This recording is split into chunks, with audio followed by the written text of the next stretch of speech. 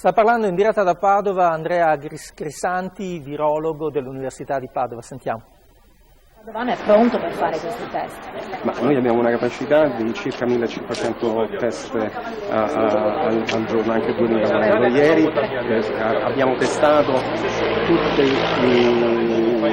tutte le persone esposte a questo contagio e anche per dare un segnale alla cittadinanza abbiamo testato tutti i bambini, perché chiaramente è importante dare alle madri il segnale che noi di fatto il nostro obiettivo è la cura dei bambini e quindi abbiamo voluto rassicurarli che erano tutti quanti negativi. Ecco, Professore, scusi, siamo in diretta su Rai News 24, se ci può ripetere la questione del vostro studio che è molto importante di voi rimapperete tutta la popolazione? Sì, rimapperemo, sì, noi adesso da domani ritesteremo tutta la popolazione, no, significa ritesteremo, faremo il tampone a tutta la popolazione di Vo e questo, come ho già detto, rappresenta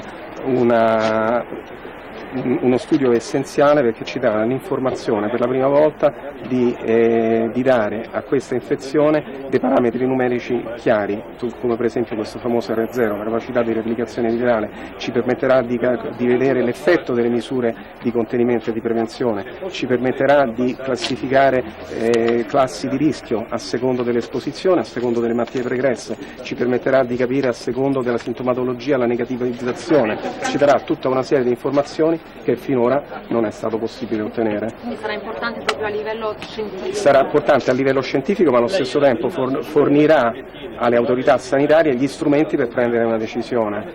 Anche rispetto alle chiusure che sono state decise a livello nazionale potrà dare delle indicazioni?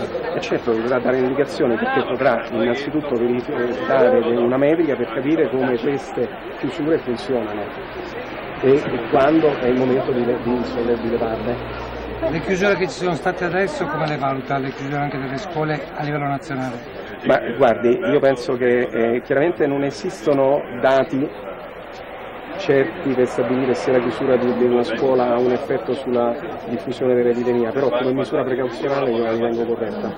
Professore, nel decreto mancano misure per la ricerca. Ecco sì, ecco, io penso che questo sia una mancanza importante perché ci troviamo di fronte a un'infezione di cui conosciamo pochissimo, sono state prese misure prevalentemente di carattere economico come se ci trovassimo di fronte a una inondazione o a un terremoto, noi invece ci troviamo di fronte a un fenomeno che sarà destinato a durare per parecchio tempo e quindi sicuro vanno bene le misure di controllo, vanno bene le misure di contenimento e sorveglianza, ma dobbiamo dare la possibilità alla capacità del nostro sistema di ricerca di rispondere a questa emergenza. Professore, ad oggi cosa ci si aspetta sul comportamento di questo virus, di questa epidemia? Ma guardi, noi in questo momento stiamo fotografando la situazione di 6-7 giorni fa, quindi ci si aspetta che aumenti fondamentalmente per i prossimi giorni.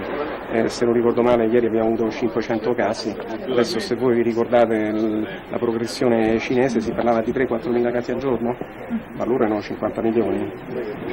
Quindi diciamo stiamo in una situazione di progressione seria.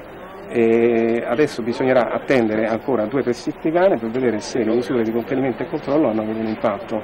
Ad oggi si può prevedere un